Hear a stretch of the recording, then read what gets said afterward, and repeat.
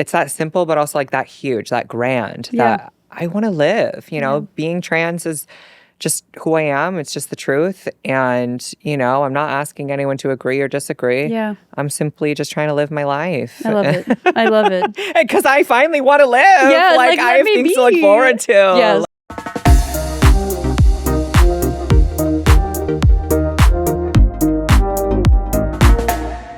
Hi, Rose. How are you? I'm wonderful. Thank you so much for having me. I'm so happy you're here. I know we talked about you coming on for months ago, but now it's here. We've made it happen. It's the future now. The future is here. The time has come. Yeah. I was just thinking, when did we meet? It would have been, years ago now, right? I think it was like the week I moved to LA. Yeah. Like 4 years ago. Here. Yeah. And in this where building. We're standing. Yeah, I actually think it was. I was trying to think about that. And I remember I had been following you even before meeting you. And I was just like so starstruck. I was like, oh my God, there's Rose right there. And then we met and now we're friends. We see each other at all the events. And you were just saying before we started rolling, I see you more in different states than I do in Los Angeles, and we don't live that far from each other. It's so funny. We used to live in the same neighborhood, but we literally see each other at events anywhere but LA. Anywhere, everywhere that is not in this city. But I love that, though. It's part of it. So it's good to see you. It's good to be see together. You. I know. I'm glad we're doing this. Now we have a heart-to-heart to go off of everything else. You know what I mean? So are you from Los Angeles? No. Okay, where are you? My parents were born and raised here. My dad from Inglewood, my mom from Manhattan Beach. So very different worlds. Okay. Yes. And my older sisters, so I have two older sisters who were also born and raised here. Okay. But when my parents wanted to have a bigger family, because there's 3 other children after. And LA is hard to do that. Yeah, it's expensive. Yeah. And so they moved to Idaho. Okay. And I actually grew up on a farm in the middle of nowhere. Wow. Okay. And so coming here is kind of like a homecoming for me because my family is from here and I grew up coming here in the summers and things like that. And I still have a lot of family in like southern central California. Got it. And do you, I would assume that your energy is just drawn here. Like this is versus like the farm life, right? Would you say? I mean, I love animals. Okay. I can definitely shit talk a lot about where I grew up and the politics, of Idaho. Of course. Especially the current legislation against trans people in Idaho. But I loved the nature. I loved the farm life. I love animals. And still to this day, a lot of that still rings true. Yeah. But yeah, I kind of always dreamed of leaving, moving to LA, being in a place where I could feel belonging and have community. But it took me a while to get here. Took you a while. I was in Seattle, Portland, Arizona. I've been bouncing around for years. When people are like, where are you from? I'm like, what era? Like, which chapter do you want? Because I've got a few of them. Do you have any early childhood memories of being like a performer or being like wanting to be on stage or being like having this dream of being a star of like public figure of some kind? Did you have a dream? Because I know for me, my sisters, we would like do performances for my family. I'm like, you have to sit and listen. Oh my gosh. You have to watch me Amazing. like dance. And Did you like set up a stage? Mm-hmm. And we would have like outfits and everything. It was a whole thing. Yes. I grew up very similar. Okay.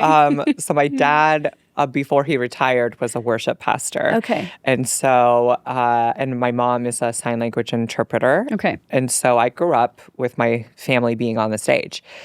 Every Sunday, both my parents were on stage in front of the church. Yeah. And I kind of grew up in that. So I sang on, stage with my dad. We recorded a couple of albums together as me as a child. So I've always been in choir, theater, church performances of all different sorts. So I kind of was always on stage and always, even in the tiny little town where I grew up, which is maybe more obvious that I kind of knew everyone, but everyone knew me. Okay. Even when I was little, people knew who I was. They knew who my family was. Okay, that makes sense. So it has kind of been a lifelong, not necessarily fame, but certainly of being surrounded by a bunch of people and being used to being in front of a crowd. Got it. And that led me, into band and jazz band I and love choir in high that. school. And That's so cute. I love it. it culminated in a degree in film in college. So I've always It's always been there. It's just been ever growing. I feel like I have an early childhood memory of my sisters, but we would always perform Where Is the Love by the Black Eyed Peas. Wow. Which now I'm thinking back, I'm like, oh, did I know that I would be here today? But I would always be like, I want to play the boy roles. I want to play the boy roles. And like, y'all get the girl role, you get Fergie, and I'll get the boy, I'll do the rapping and everything. But it's just funny. That was always the go-to performance. And I would I'd be like, sit down, watch this, look what I can do. I don't know why it was always that song. Did you dress up like as a man too? Oh, absolutely. Absolutely. Sometimes I used to take okay, this is really tea. I used to take expo markers and like draw a little facial hair on myself.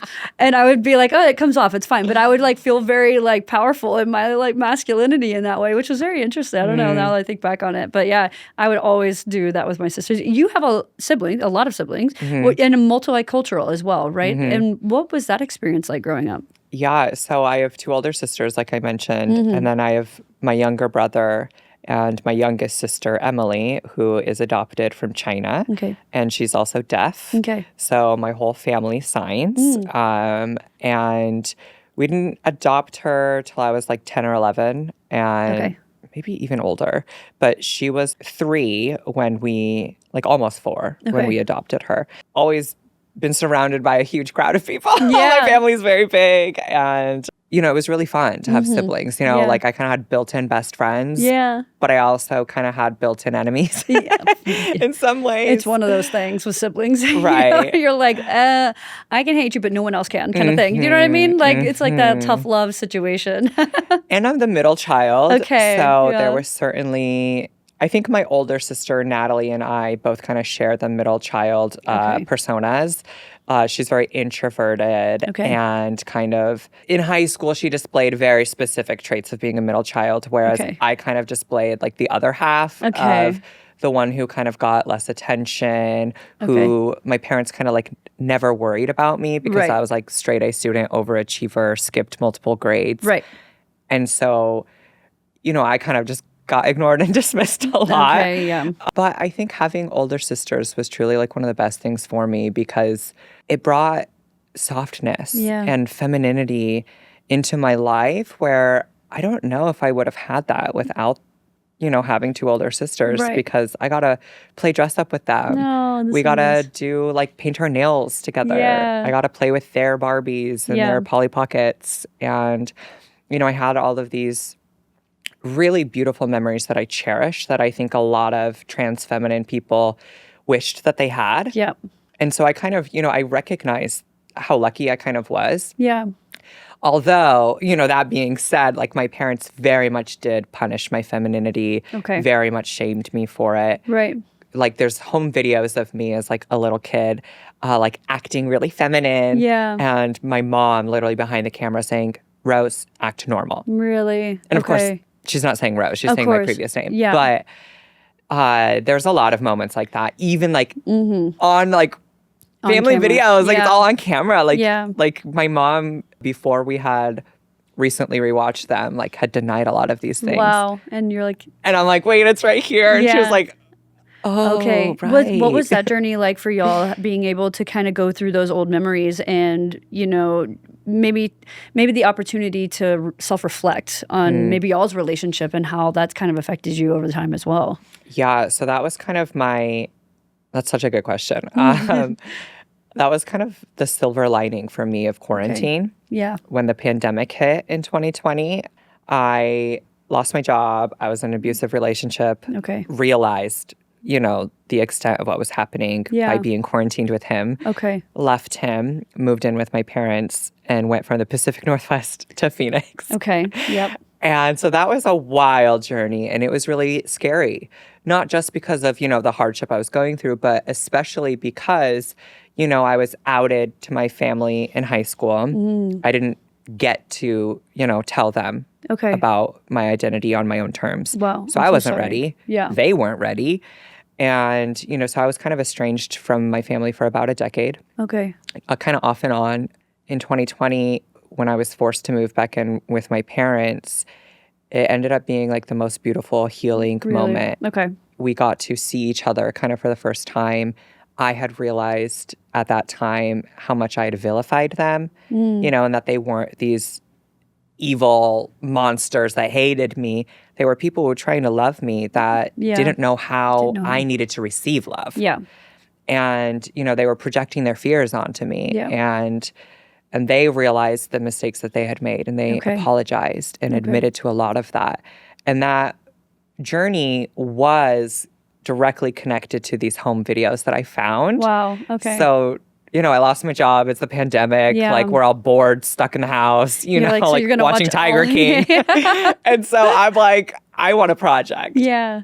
So I knew that we had like 20, 30 VHS tapes of all of these moments from my family's lives from like the early 90s and 2000s. And so I asked my parents for them, and I converted all of them to virtual videos. Yeah. And it was so healing and so triggering and all the things. Yep. But watching them together with my family was like really magical. I only had a couple photos of myself from childhood, and I'm also estranged from my family, like no contact with both my parents. And, I was just randomly going about my day, and my sister sent me a huge file of like all these home videos that I had never seen before. And this was recently, within the last year. And it literally brought me to tears. Like, because the little girl that I saw was the one that I carry with me every single day, which I was like, oh my God, this is really triggering, because this is a lot of what I see, and like a lot of where my drive comes from is this little girl that I'm now seeing on camera for the first time.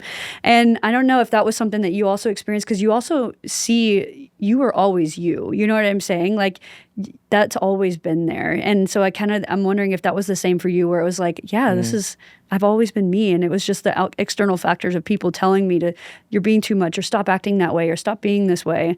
And then that was probably just like like, maybe, is that your experience as well? Absolutely. Yeah. Wow. That's beautiful, Thank you. that you have that, and that you can go back and see those and feel affirmed by that in some ways. Like, I think what's hard about, looking back at old family videos of ourselves as kids is we can see ourselves trying to shine through. We're trying to advocate for ourselves in the ways that we can. Right. We're trying to express ourselves in the language that we are given. Right. And so as a little girl, I didn't know what trans identity was. I didn't know the word transgender until Orange is the New Black came out.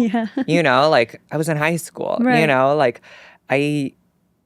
I didn't have access to knowledge or community, growing up. Especially, I mean, maybe if I had grown up in LA, maybe things would be different. I don't know. Regardless, in those tapes, one of my favorite films, like little segments, it was my brother's like 3rd birthday. So I was like 4. Okay. And we're all, him, my little brother, myself, and my cousin, who also came out as trans in recent years. Okay, yeah. The 3, and my little brother's gay. It's the 3 of us playing as like toddlers. We're playing dress up. We all have like capes and robes and things. And we're sitting on these cushions that we took off of the couch. And my mom like pans over and she's like, oh, what's your name? And my brother's like, I'm King Royal. And my cousin, says their name, whatever. And then the camera turns to me, and my mom's like, and what's your name? And I said, Rose. Wow. And she's like, you're King Rose? And I was like, no, I'm Queen Rose. Wow. Wait, I have chills. It's so like affirming to see, because when I watched that back, April of 2020 or whatever it was, I broke down. Yeah. Like, it wasn't quite a panic attack, but it was just like overwhelming emotion. I was sobbing. I was like ugly crying. And my mom walked into the room because she heard me, and she was like, what's wrong? Like, she thought I was triggered by my relationship of the past or something. And I was like, this video exists of me knowing who I am at 4 years old. And I knew that I always loved the name Rose. I knew that I called myself Rose as a little girl because I was obsessed with the Titanic. No, literally, you're going to say too? that? It's still by far my favorite movie. We can talk about that. It's your favorite movie? Like, of all time. Like, I watch it at least 100 times a year. Like, I might watch it tonight. Wow. I can quote a lot of it. Yeah, we can watch it together sometime. Don't worry. We have to now. It's a date. We'll do it. Oh my gosh. You know, seeing it though is just so beautiful. Yeah. And having my mom see it was really powerful because it was like proof, you know, like, look, Mom, like I was trying to tell you the whole time. Yeah. And, you know, now looking back, you know, I'm almost 30. You know, I've learned a lot about myself and a lot about my family relationships.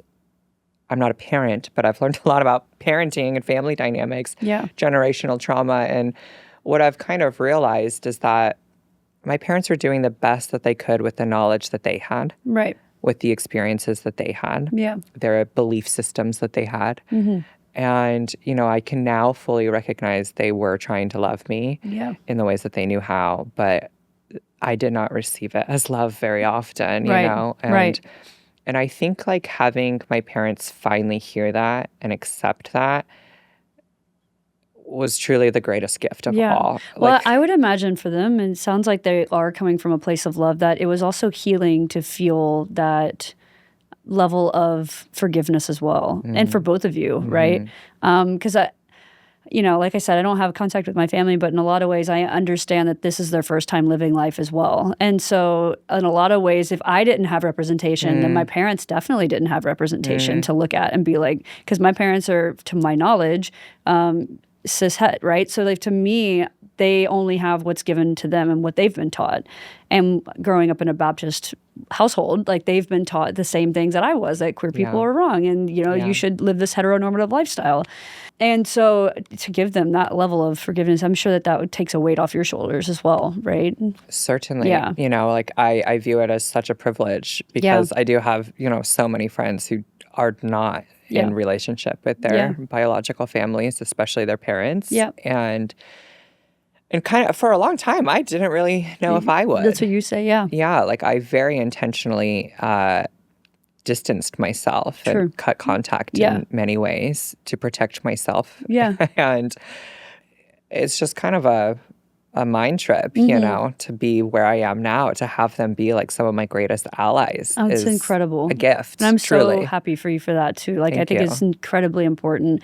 I wanted to ask you too, I know you had mentioned that you were outed, and I'm so sorry that happened to you because I feel like that it's no one else's story to tell. So I feel like that always like pains my heart that people have to go through that process before they're ready. Yeah. Was that surrounding your sexual orientation or your gender identity? Where did the outing come from? And were these always intersectioned at the same time? Or is it like an evolution? It was an evolution. Okay. I've come out many times. Okay. Me too, girl. I'm like literally always coming out. I'm like, who am I now? Oh, you know?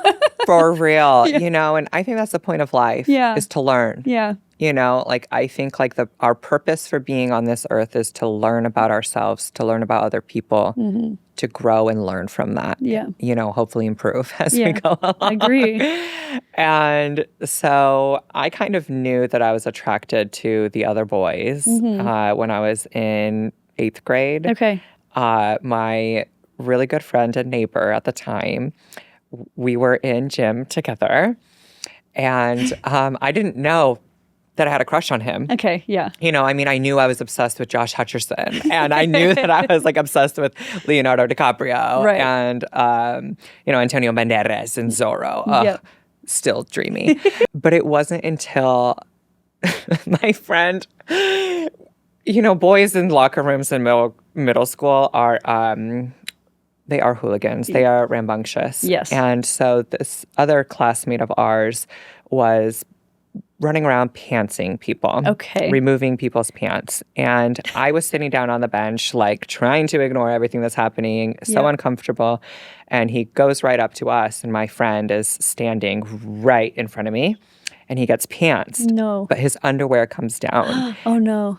And it was in that moment that I was like, oh, wait, I kind of like that. Obviously, I did not like there was a lack of consent. You know, like obviously there's a problem there. Of course, right. And I realized, like, oh, I think I like my friend. Yeah. You know, like, we have this shared intimacy. We have this repertoire together. And now seeing him, you know, more intimately, I was just like, yeah. Did you recognize now I get it. Like, this is what attraction is. Okay. So got I'd never had a real crush before. Really? And, like, all of my friends, you know, had, like, kissed, held hands, whatever, you know, with people. And I was just like, I don't get it. Yeah. Well, why do y'all do that? But then I was like, oh, wait. This changes everything. I get it. Yeah, because whenever I was not exploring my sexuality, that was definitely not it. I didn't realize until college.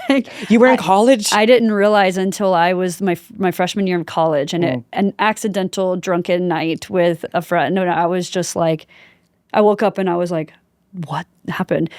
It was terrifying that it happened. It was more terrifying that I was happy that it happened. Does that make sense? Wow, I do. It was like this butterflies, but also this deep sense of shame. Like, why am I happy? But also I'm so scared of that, right? And so it took me a long time. But now in retrospect, I was so gay. I was so gay from like the get. Like, I was Harry Potter every year for Halloween. Classic. I was the lead singer. I was the male lead singer in, you know, every performance we ever did. If we played The Sims, I was always the boy. I always wanted to play the boy role, like, right? And so it's just funny now looking back on it. Like, I've always had that, like, I don't know. I've always wanted to play this like imbalance between like a masculinity and femininity. And then also with friends, I definitely had crushes, but I just thought in my head at that time, I was like, I really want to be best friends. I want to be really, really, really, please be my best friend. Like, but now I'm like, oh no, that was a crush. You wanted that intimacy. Yeah. And I didn't know it could be physical. Yeah. And I had no clue what that meant. I didn't know that transpired into me crushing on them because I didn't know what queerness was. I had no clue. There was no language for that. But I could imagine that moment was kind of like a light bulb for you, right? Certainly. Oh yeah. Like, everything made sense in the world. But it was terrifying. Yeah. Right. It didn't feel good per se. Like, it's not like the heavens open and everything made sense. Yeah. It was more of like, oh shit. Now I've got to deal with this. You know, it was more of that than anything else. And, you know, we stayed friends. And, you know, what's really bizarre, oh my gosh, I've never talked about this really. The same friend, I'm not going to say his name, but he had a dream. This is before I came out or anyone knew or anything. He had a dream that same year that I realized I was attracted to him and boys in general, that he came to school one day and was like, you're never going to believe what I dreamed about. Like, you were in it. And I was like, oh, tell me more. And he's like, yeah, we were like 15 years older or whatever, and it's our 10-year reunion for high school, and we come back and you had boobs and you were wearing a dress and you had a purse and you were like a girl. And I was like, that's weird. Yeah. Like, what the heck are you talking about? Like, wow. It's so funny to look are you back. psychic? Like, we reconnected when I came out as trans, and I was like, do you remember that dream in 8th grade? And he was like, holy shit, I do remember that. And he was like, this is weird. Yeah. Wait, like, you're like, am I? Like, you know what I mean? It's like, I'm like, are you psychic? Yeah, right. Wow, that's amazing, though. I mean, it's just so interesting whenever you look back at all of us as kids, like how from the very beginning, from every person I've talked to on this, everyone, whether they knew it or not, they knew it. Do you know what I'm saying? Yeah. Like, if you didn't know it consciously, you absolutely knew who you were. It was always there. Yeah. So I think that is just like so beautiful to remind all of us of that. It's like you are so fully yourself, and it's just like deciding if you're going to live in that or not, right? And in that story, you directly asked me about like being outed. Yes. And it was a year later, I had this classmate. She was this girl who I don't honestly know a lot about her family life, but I can only assume something was happening. She would come to school drunk, 9th grade. And, I mean, I drank underage too, but I would never go to school inebriated.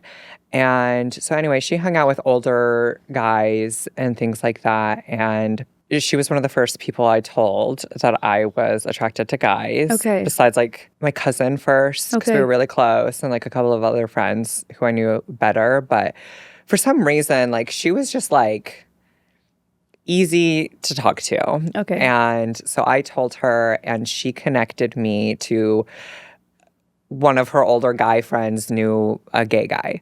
Okay. And, in small town in Idaho, like, there's, 5 of us, maybe, Okay. and no one's out in the early 2010s, this is 2009. And so we exchanged, like, Facebook information or something, and in the early days of Facebook. And I meet this older guy, and he lies about his age. I lie about my age. Okay. He was 21, but he told me he was 19, and I was 14, and I told him I was 16.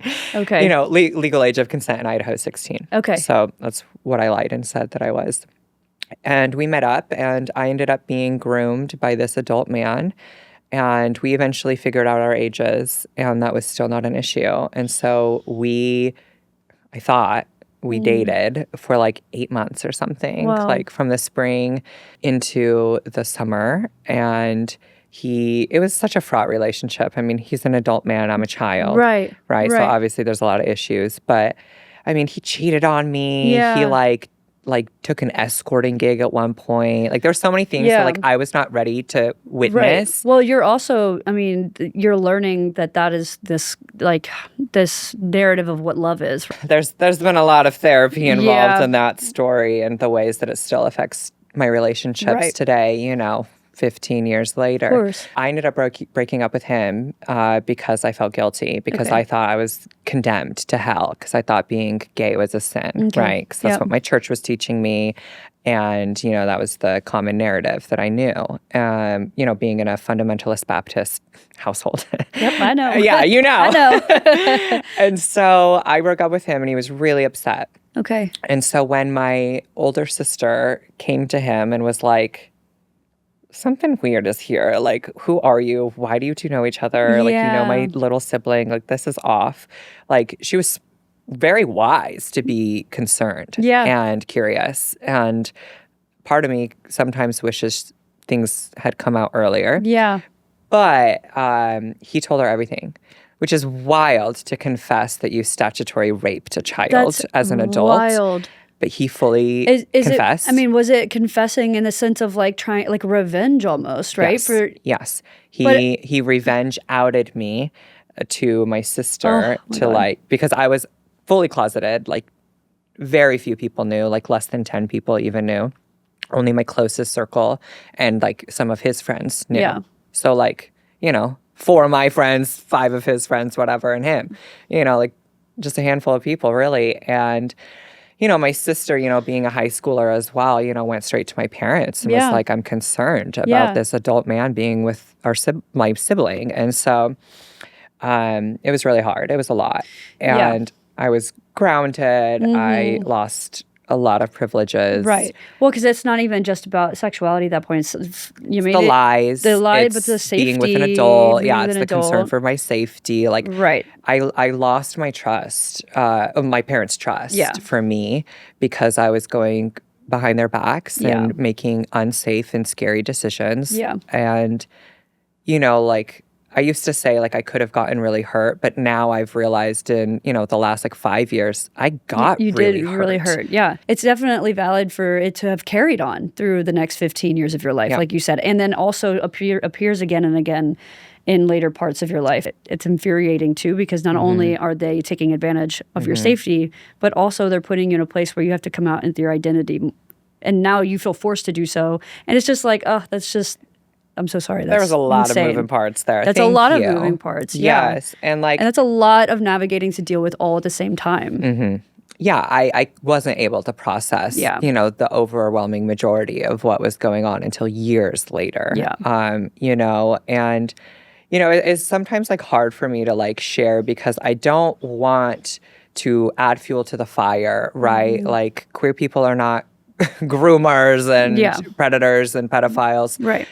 But no matter what population of people you look at, there's going to be good people and bad people. There's going to be people who make bad decisions. Yeah. And, that was an unfortunate time, that certainly, led to me being in unhealthy relationships, in my adulthood, being in the abusive relationship that I was in before quarantine. It's been really important for me to like heal from that and to be able to like talk about it and recognize the ways that like I thought for a really long time that I was responsible for, but that looking back, like I was a child and like that was not on me. Like I did make poor decisions. I did lie and, do these things. And at the end of the day, I was a child who should not have been put into that situation. No, absolutely. Well, I'm happy that you're able to find a level of reclamation in all of this by being able to claim your story and then also be able to talk about it, because I would imagine, too, just being able to get that off your chest. Yeah. And then also being able to find relatability in so many people who have gone through similar I'm certainly not things. alone. And it's like, as you just mentioned, it's not even just adding fuel to the fire, but it's just this happens often and to way too many people. And I feel like just talking about it out loud is also just a relief to hear that other people have gone through it as well. Yes. And so, with your coming out story, and then also with at the time you said it was an evolution into your self-expression as well.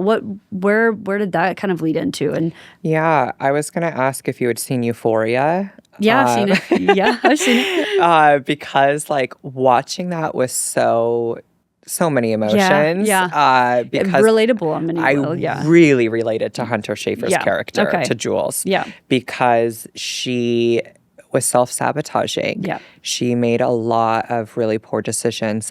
And she was a child, being abused by adults. Yep. And so I really related to that character in a lot of ways, because I think so much of my bad decisions as a adolescent, as a teenager, was about me like crying for help. Yeah. Because I was filled with self-hatred and shame. I was trying to suppress my femininity, but it was seeping through the cracks. Right. I knew that I was different. I knew that there was something more. Finding out more about my sexuality certainly helped, me gain some clarity, some, confidence. And it wasn't until I started doing drag in college that I really kind of found myself. Yeah, fair. And realized, oh my gosh, this is why I'm suicidal. I'm a woman. Like, I just need to be free to express myself. And then it's that same thing as before. You're like, oh, shit, now I got to go through Now I got to deal with this again. Yes, and this is BC, before Caitlyn Jenner came out. BC, I'm crying. That's a hard timeline right there. That's a definite one. Yes. But I wanted to say something, too, to mention between all of this is, it's also all these different examples of what love should have been for you, right? Of what love was supposed to come from your parents, love that was supposed to come from your first relationship, love that was supposed to come from the relationship later on. And like how is that, if all these examples of love are teaching you to be put in unsafe situations, right? To suppress yourself, to be around older men, or to be in an abusive relationship, like, of course your self-love is going to be hard. Yeah. Right? Like, of course, how are you gonna teach yourself self-love if everything that you understand about love is scary or unsafe? Yeah. Do you know what I mean? So I feel like the fact that you're now able to open yourself up for a more healthy relationship is just speaking volumes about who you are as a character, your character, because it's like, I mean, it's so easy. It would be so easy to just be like writing off love forever. Do you know what I mean? And sometimes a hopeless romantic. Some days luckily. I'm like, but I want my Titanic story. I do. I want my Jack. Minus the sinking ship. We can skip that part. You know what I mean? I'd share the door. Yeah. But that's too funny. So in college and you started doing drag and you were like, oh shit. Yeah. And that's really when my self-love journey kind of began. Okay. Yeah. Like you really hit the nail on the head of everything I've been processing in therapy like the last decade, but that's like really culminated in recent years of being in like my first like fully healthy relationship where I'm like being so intentional and like unpackaging all the ways that, I've been hurt and that I project and all these things. And that journey really began, like my therapy journey. Yeah. As well as my transition, my gender journey, all really began in college. Okay. And so, this is the days of like Tumblr. Of course. Tumblr was huge. Yeah. And I had this anonymous blog called Trans is Beautiful. Okay. And to this day, it has like 50, 60,000 followers, which like Really? is way less than any of my platforms today. But At the time, that's you know, in huge. 2013, 2014, Yeah. like that's really significant. Yeah. And you know, I would share stories and I would confess things all anonymously. Right. I explored different name options. Wow. And I came out there, and it was really healing, you know, Yeah. to like find this community of people online who felt the same, Yep. and where I could, you know, be myself without consequence. Right. You know, like social media hate was like not really a thing then. No. Well, Like honestly, for celebrities, there were hate comments, I Of guess. course. Like there were haters for celebrities, but like Yeah. for the average poster, yeah. that was just I also not a just feel like thing. Tumblr was like that little, it felt like it wasn't the dark web, but it felt like the dark web for all the black sheep of every family, where we could all go on there and anonymously like relate to each other through like really dark, sad quotes, but then like all expressing our queerness. And like, I think I remember posting some really heavy things on Tumblr, but then it was also like, I'm gay, and then like all these like kissing girls, like, but then nobody knew this at the time. Do you know what I mean? Where Yeah. I'm like, this was my way of just like Yes. reposting. Did you only expressing repost or did you make your own post? so I reposted for a long time, and then when I got my first, when I went into my first lesbian relationship, we actually started posting our pictures on Tumblr, and it kind of started to pick up from there. You've been a relationship Yeah. influencer. I did not know. Wait, I didn't mean for it to happen. It just started picking up because this was like early Instagram, like back in the day, where Yes. I just post my photos on Tumblr, not on Instagram. Those picked up, and then the relationship never went anywhere. Like it ended, Wow. but some of the pictures would circulate, which I was always like interesting. But yeah, lo and behold, here I am today. You know what I mean? Like Tumblr had different plans for me. Oh, you were one of the OG relationship influencers. I don't know about Little that. did we know. I had no clue. I was just like posting my little heart away, like repost. But yeah, that's so funny. cute. Wow. Yeah. I started posting online in 2007. Wow. Yeah. Okay. So you've been Music an OG. video parodies on YouTube. That's too good. I did this one. You can't see it anymore, but it does exist. Unfortunately, I still have it in my archives for when I need to feel humbled. Fair. Yep. My brother and I, with help from one of our neighbors, we filmed a music video to Down. Okay. Yes. Wow. The visual is already there. And oh yeah, like the colorful skinny jeans, Of course. the swoopy hair. Of course. Oh my gosh, it was so ridiculous to look back at. But it's wild to think about because like my self journey is so related to social media because feeling isolated, you know, in a small town in Idaho, like the internet is where I went to find solidarity, to find community and understanding, you know, like it was important education. Shout out to Lacey Green for teaching me sex ed about anal sex because my school did it. No. My friends did it. No. It was Lacey Green on YouTube. Sex ed wasn't a thing for me. Like it just wasn't. You either, no. No, literally. Not anything. Like everything about sex ed was, it's not just sex people. It's like also just women, young girls learning about their bodies, learning about their period, learning about, I mean, there's literally so many aspects to sex ed that's not just intercourse. Do you know what I mean? Where I'm just like, can we relax? Like, don't even get me started Our on bodies that route. are weird and we deserve to know about understand them. Yeah. And exactly. And there's no shame around understanding or having questions about your body as well. Yes. I would love to ask you, what is something that you wish more people would understand about being a trans woman? I guess sometimes I kind of wish they didn't. That's Part of me misses the days where we could be in anonymity. I love it. Because, you know, with being so visible comes the double-edged sword of it all. I agree. Right? It creates a target that is placed upon our backs because the more that people know about trans women, the more that people can recognize trans women, the more they're able to hate us, target us, to strip away our rights and attack us in all different ways that they do. And, you know, so I certainly don't wish to go back to the days where I didn't know the word transgender. I don't wish to go back to the days where, you know, we didn't have anti-discrimination protection laws in states like California. Right. And I recognize, the current political climate where trans people are disproportionately being highlighted and targeted in the worst ways. Yep. And so I guess, to answer your question more specifically, I just wish that people would leave trans women alone and, just realize we're just trying to live our lives. I don't have an agenda other than to just, be okay. Right. To figure out what I'm eating for dinner tonight. Right. To walk my dog. Yeah. To, my day-to-day life is so boring. Yeah. It's so average and same as most people's. Honestly. We're such a tiny, tiny portion of the population. But I am trying to ensure that trans people who do exist survive. And also are allowed to feel loved and an abundance of happiness as well. Yeah, we deserve to thrive too. Yeah, I don't know why it's only certain people are entitled to happiness. To me, that just doesn't make any sense. Couldn't agree more. I think that there's literally only one point in this life and one purpose, and that is to continuously give love in every aspect. Yeah. And if I'm hoping to live my best life, then why wouldn't I want everyone else to have the same? This is the one shot at life we have. So why would you ever want to make sure that other people can't live their best life? It's something that I'll never understand. And what is one of your favorite things about being trans? Something that brings you joy? I don't want to die anymore.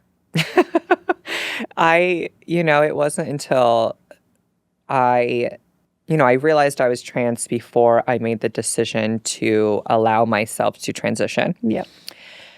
And it was that moment that I knew I wanted to live. I could see a future because I would try to envision, a life as an old man or, being a husband or a dad. None of that made sense. Yeah. All of that felt so dreadful. And so I just didn't see a future. I was just I'd just rather not. Yeah. And so truly, it's that simple, but also that huge, that grand, that I want to live. Being trans is just who I am. It's just the truth. And, I'm not asking anyone to agree or disagree. Yeah. I'm simply just trying to live my life. I love it. I love it. Because I finally want to live. Yeah, I have things to look forward to. Yes. No, I love that. It's such a beautiful answer. And I just feel there's a lot of people, and myself included, when I was growing up, I used to be I'm going to die young. I just feel that. Yeah. Now I'm if I die tomorrow, I'm going to be so mad. I have so many things I want to do. I have so many plans and so many ideas. Let me live this out. Please. If you don't let me, whoever you are, whatever higher power you are, please let me live, because I have so many things I have, you know what I mean? I want to live this life to the fullest. Do you know what I'm saying? I agree. I have yet to see so much of the world. Yeah, that's what I'm saying. I have a trip planned to Hawaii, and I want to go. Right. You deserve to go. Thank you. Yeah, absolutely. I'm turning 30 next month. I want to turn 30, and I want to turn 50 and 80. I love it. After 80, and we'll talk. I heard life gets good after 80. I don't know. You okay, maybe 90. 90. Maybe we'll push it. We'll keep pushing it. I would love to talk to you about your advocacy, your activism. When did your step towards activism start, and what is that like, feeling being that visible public figure that can create so much positive representation for your community, our community? Thank you for the compliment, first of all. Of course. I see you sneaking that into the question. Of course. Thank you. It was never a choice.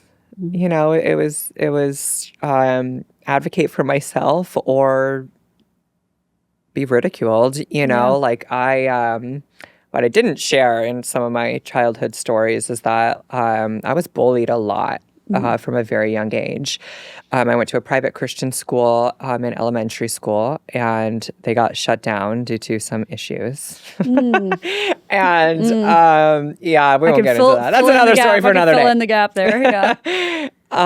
And so I went to public school, I think it was 3rd or 4th grade. And the students bullied me, the teachers bullied me. There was a teacher that was fired for bullying me. And so I really learned to advocate for myself the hard way, because people were just mean. They didn't get it. I was this flamboyant, effeminate little kid, and people just didn't like that I was different. People didn't like that I was soft. Boys didn't like that I was friends with the girls. The girls didn't like that I was an outsider, even their parents, I wasn't allowed to have sleepovers with my girlfriends. Okay. And there's so many birthday parties and things I wasn't allowed to be invited to because of things like that. And so, I started trying to advocate for myself as best as I could. And even like with my family, I really think that like my professional advocacy really began with my family when I was outed because I had no choice but to educate them. My first time going viral was a sermon that I wrote for my parents. Really? Okay. It was, explaining the original text about homosexuality in the Bible. Okay. Which the original language does not condemn. It condemns pedophilia. It condemns, raping children, which is what happened to me. It does not condemn consensual, loving relationships between two adults of the same sex. Isn't it? It's true that it was actually added in 1946 into the Bible. Is that correct? Correct. Yeah. There's a great film called 1946 that I just watched recently. It's a documentary, and it explains everything you need to know about that. It's really an important watch. Watch it. Yeah. I'm like, which camera? Watch it. All of it. Yeah, because the word homosexuality was not added into the Bible until 1946, which is something that I constantly think about, because it's like, what else was added and or taken away, or how that one word has now transcended into so much shame for decades after that, and how people have clung to that, because as you said, it's like people pick and choose kind of thing sometimes. So I think being able to speak to your parents' language as well and kind of break that down, how was their reaction to that?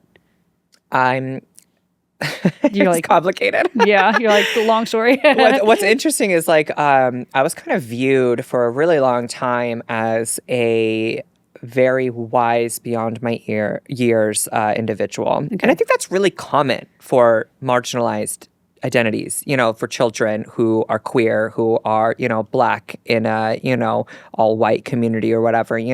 Anyone who had to grow up too fast, kind of understands what that is. Yeah.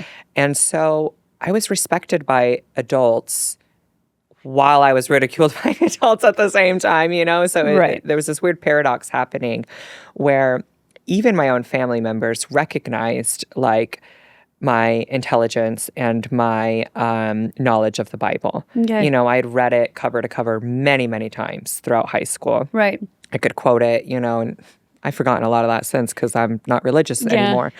But, I was a leader in the church. I was like a youth leader. And so my dad in particular really, really trusted me and my knowledge. And it was when I was outed that he started kind of questioning that and having some doubts. And so there was this awkward relationship there. And there was much more pushback from my mother. I kind of had to give them an ultimatum, and really advocate for myself in like after graduating high school. Yeah. And I was just like, this is who I am. And like, if you want me to be in your life, like, this is it. Yeah. You get this or you get nothing, right. was kind of the ultimatum. And it wasn't until until I came out as trans that like I really made that known. I was like, no. Right. I'm trans, I'm a woman, and you're going to respect that. Yeah. Or I'm not going to be here anymore. Right. It was a really healthy boundary, for me of like, you don't have to accept me. You don't have to call me Rose. You can believe whatever you want to believe. You can treat me however you want to treat me. But if I feel disrespected and if I feel belittled, I'm not going to be here. Yeah. I will not tolerate that. Whenever you made that decision to put that boundary down, what feeling do you feel like you had in that moment when you finally were like, no, I was petrified. I'm putting myself, really? Yeah. I was so scared. It was not, oddly enough, it was not very empowering. Really? Okay. No, it felt so much more desperate at the time. Okay. Of like, I want you to accept me, so do it. Yeah. It was more of like I don't want to have to separate myself from you. Right. I don't want to have to distance myself, but I'm going to be forced to. And that was a decision I made in therapy at the time. And I had this incredible therapist at the time. He's still, of all the different therapists I've had, which is about a dozen, he was truly the best. One of the best. Okay. He's up there. He was great. Oh my gosh. I still remember his name. I won't out him, but he was so great. Yeah. And we used to have the same grocery store. We used to run into each other all the time. Wow, I love that. He was a great guy. Oh my gosh, he's actually the only male therapist I enjoyed. Okay. Yeah. Which is a whole other thing. Yeah. But Yeah, and that sermon that I wrote for my parents really began my social media career. Okay. That's when I kind of began taking it seriously and doing more educational content, talking about my stories. And of course, I had seen like all the It Gets Better videos. Like, did you watch those in the 2010s? Yep, I did. It Gets Better. Like, it was a whole, it's like a whole campaign rollout kind of thing, right? Yeah. Yes, where like celebrities, influencers, all the OG YouTubers that were queer, were coming out with these videos, basically like suicide prevention.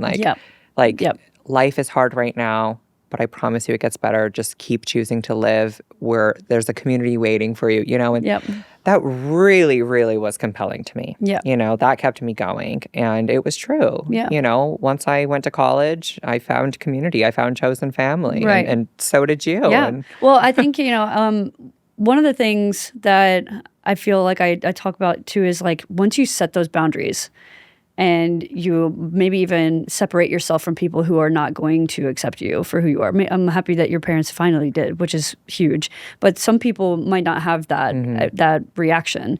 But once you do separate yourself from that, there's a heartbreak there, but it opens so much space for new people to come in and to love you from the beginning. So like for me, when I moved, so I had my experience and I panicked and I was like, I'm going to move and I'm going to start my life over as the straight girl that I am. And I moved to San Francisco. I don't know why. No one told me it's the gay capital of America. So straight. No clue.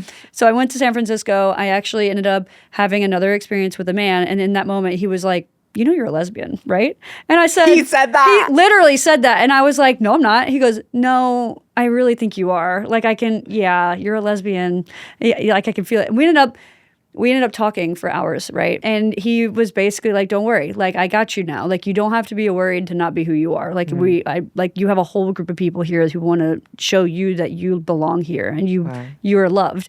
And so it took me having to leave an entire environment of feeling shamed and like belittled and like I can't be who I am to then move across the country. And it's not for everybody, but for me, I was able to move into a new space where I was then filled with so much love, which it was, I don't know, I think that that's also a metaphorical sense too, that once you can step away from people who are not loving you for you, you will open up space for people who do. So I don't know. It's a journey. It's a journey though. And it's something that I also find is interesting is just like every single one of us have done the same. Like every one of these conversations that I have, I'm realizing it's very similar, which I think is also what builds the resilience in all of us. Absolutely. Right. That is so true. Change is terrifying, but it can be so good. It is. So needed. I want to ask you about mental health. And I know you say you do therapy a lot. What are some of the other practices that you do to practice mental health? This summer, I actually, these last few years, truly, I've had to really reevaluate what my wellness journey looks like and what are ways that I can care for my mental health. Because being chronically online and having a large platform of people who know who you are can be a lot of pressure and can be really dehumanizing. I think it's really important to call out like the paradoxical problems of parasocial relationships because with a large following comes a lot of privilege. Don't get me wrong. And comes a lot of like inherent violence. And so I have learned that my privacy is golden, and I think that I am much, much more careful with the things that I talk about, with what I share, with what I keep private. Like, I've been in a relationship for almost 3 years and I choose not to really talk about my relationship online. That's fair. And that's something that like, I love, because my audience gets a lot of me. Yeah. They get a lot. Right. But that's something, that I choose to keep for me. Right. And I think it's important to have those things, big or small. Right. Something I very quickly changed after being doxxed was that I don't share where I am in real time anymore. Yeah. Well, I think to your point too, it's not even just social media. I feel like a lot of people can also take away from that, like what they share with the people that are around them, right? You don't have to go out and like pour your heart out to every single person not everyone deserves that, right? It's like reserving it for the people that you trust the most, but also reserving a piece of you to yourself. Like I've also learned that, when I first started, I was just like dumping everything out there for everyone. Right. And then I realized that I'm not saving anything for me. And I was like, wait, actually, I love that I get to pick and choose what I share and what I don't share with people. And I share when I'm ready, which I think is really helpful. That's the key. Yeah. Yes. Yeah. I've worked a lot in therapy in the last few years about my chronic oversharing. Yeah. I've always said like I'm an open book, and like my friends, my partner, past partners, I've always like made the joke like, like you're not a liar. You're such an open book. Like you can't hide things from people. Right. And part of my healing journey has been learning how to keep things to myself sometimes. Yeah. Especially, if I'm not ready to talk about something, I'm not ready to. Yeah. There's certain contexts and certain things that I need to figure out sometimes before talking about it. And that's okay. Yeah. And I think it's also been really beautiful to learn to listen, take in, and learn more than I am producing, putting out, and sharing, if that makes sense. So something that's been really great for my mental health in this last year is I've been reading books again. I used to love reading books. Like I read like all of the Lord of the Rings in elementary school. Are you talking about like actual books or like a Kindle? Books. Okay, me too. Physical, I need to smell paper. I want to smell it. I need to turn the page and I need to look at the top of the book to be like, how far did I get? Okay, now one more page. Do you know what I mean? But in LA, I do a lot of driving, so I do love an audio book for convenience sometimes to multitask. But it's been great to read again and to kind of lose myself in other things because I think for a really long time, especially like being a content creator and public speaker and things, I got kind of pushed into this position where I felt like I was supposed to be the most interesting person in a room. Okay. And I was supposed to perform and be on. Yeah. Right? And what ended up happening was that made me like feel disconnected from people. Like I wasn't able to build intimacy with people. Right. Because I was trying to perform and I was trying to be this image of who I thought I was supposed to be. And it was a co-created kind of dynamic in a lot of ways. But I want to be responsible for me and my part in that. And so I think like taking a step back and like reassessing, like, I don't know everything. I can't speak on everything. Right. And there's so much that I want to learn. And there's so much other people that I want to follow and uplift and highlight. And like, it doesn't need to be me. And that's so relieving. It feels so good because the world is on fire, and it feels like I have to talk about every problem happening as it's happening immediately, as well-informed as I can be. And I put a lot of pressure on myself to do that. Yeah. Even when it just comes to like trans issues, like all of the trans news, all of the, you know, bills targeting us in every state. And it's just like overwhelming. Yeah. I can't report on everything. I can't educate on everything. But I'm not alone. Yeah. And I think like reminding myself, like, I'm not the only one doing this work. There's so many other people. Absolutely. Like, I am not a monolith. Yeah. Like, I have power. I have a voice. I have a platform. Right. And I deserve to rest. I deserve a break. I'm not absolutely. alone. You know, like, I love this. They're really, really important reminders. It's so important because, I mean, even for me, like, I had a crash out last year where I was just like, I'm burnt out. Especially with like everything that happened with the election. And then I mean, knowing fully what the political climate was going to shift into this year, I was like, I need to reconnect with people that I love and care about and feel inspired by. And so like, that's kind of where all of this came from, where I was like, okay, what am I going to do next that actually puts me in alignment with that? And it's been helping. But it's like small steps into that, right? You don't have to create a podcast tomorrow or something, you know, but you can take little steps here and there to like realign yourself, or you can make a podcast. You can do anything you set your heart to. Well, I want to ask you, if someone's listening in, and to your point, if they feel that the world is really heavy right now, what is some advice that you would give to them? go outside and touch some grass. It's so cliche, but it's so real. Like, 2 years ago, I adopted a dog, and it has been the greatest thing for me. I mean, I've always loved animals. I've always had dogs and cats and animals in my life, in my families. I really wanted accountability, something that like literally forces me to go outside. Right. Yeah. You're like, it's this or a child. And I'm not ready for that. So, it's been really great because, working from home, being a content creator, being, like the sole entrepreneur, I wear every hat in my own business, it can be very isolating and lonesome, and so I needed an excuse to leave the house, to go outside, to literally touch grass. Right. And so now I'm forced to, multiple times every day. It's good. I have to take my dog on a walk, and it's so great. Yeah. Just like those couple of minutes of fresh air, can be really beneficial. But also, I recently moved closer to the ocean, and that has been really wonderful. Okay, to be able to spontaneously, I'm a 10-minute drive from the beach. Yeah. And so being able to spontaneously go out, touch the sand, put my feet in the water, watch the sunset. I can't even count how many times since I've moved there in the last few months that I just spontaneously went. And sometimes it's been alone or with a friend or with my partner, with my dog. And and it's really wonderful to be able to reconnect, because I think like one of the major problems of capitalism and of all of the ways that we internalized colonization is our disconnect from the land and from nature. Yep. And something that's been really healing and really wonderful to kind of relearn is from my partner, who is Native Hawaiian. And, that the land we live on is our community. We talk about chosen family, we talk about community so much, as queer people.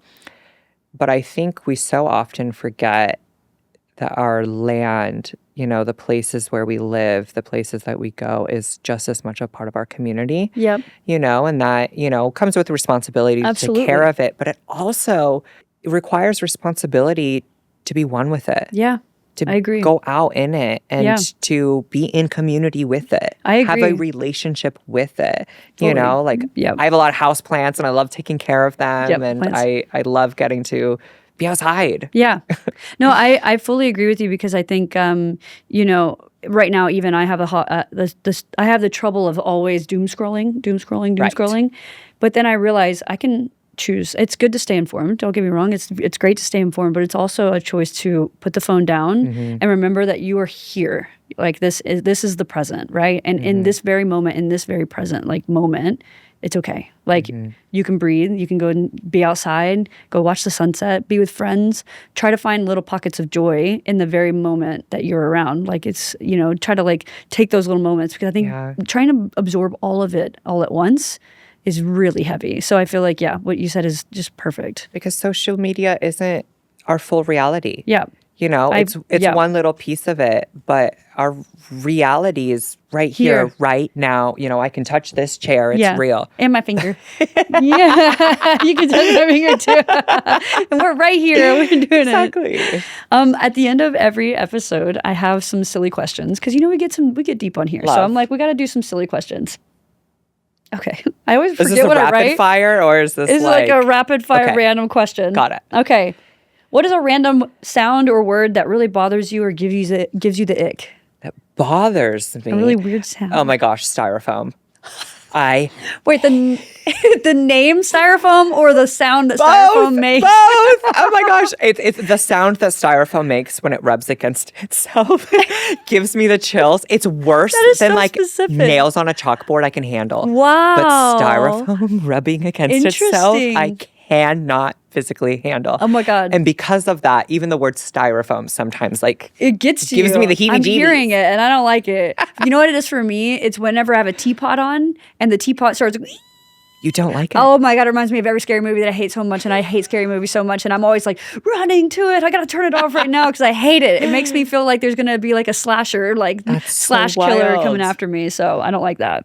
If waving hello required a theatrical or dramatic ending, how would you do it? I would dab.